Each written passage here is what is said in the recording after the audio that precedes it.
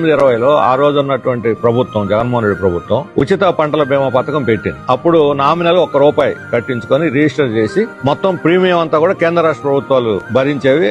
ఆ టైంలో రైతులు అందరికి అంటే ప్రతి ఒక్కళ్ళు ఈ క్రాప్ చేసిన ప్రతి రైతుకి ఆటోమేటిక్ గా ఇన్సూరెన్స్ వస్తుంది. అటువంటి వాళ్ళు ఇప్పుడు అనంతపురం ఎనుగుబడినటువంటి సత్యసాయి జిల్లా జిల్లాలకు 2022లో ఉచిత పంటల బీమా పథకం కింద 1000 కోట్లు వచ్చింది.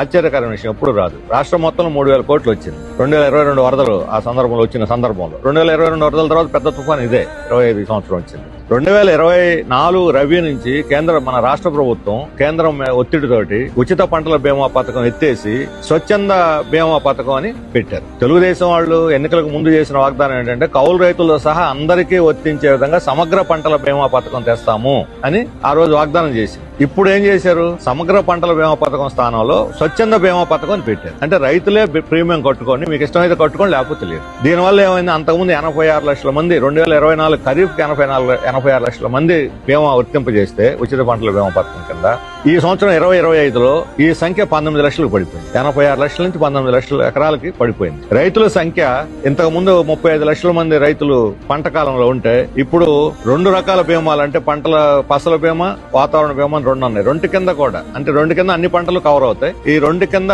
ఈ రోజు 7.5 లక్షల మందికి ఇది అప్లై అవుతుంది. ఈ 7.5 లక్షల మందిలో అత్యధికులు బ్యాంకులో రుణాలు తీసుకున్నాడు. బ్యాంకులో రుణాలు తీసుకున్న వాళ్ళకి ఇన్సూరెన్స్ ఆటోమేటిక్ గా కట్ అవుతుంది. రెండోది, ఇప్పుడు రూపాయి నామినల్ అనేది ఎత్తేసి రైతులు వ్యాపార పంటలు అయితే 5%, ఖరీఫ్ కి అయితే 1.5%, రబీకి అయితే 2% అని మొత్తం 600 నుంచి 2000 దాకా ఈ ప్రీమియం ఉంది రైతులు కట్టాల్సిన ప్రీమియం ఎకరాకి. ఇంతకుముందు ఎన్ని ఎకరాలను ₹1 అంతే ఉచిత పంటల బీమా. అదొక బాధ్యత, ప్రభుత్వం యొక్క బాధ్యత. అంటే ఒక ప్రైవేట్ కార్పొరేట్ కంపెనీకి ఉండే అధికారం కూడా రాష్ట్ర ప్రభుత్వానికి లేదా?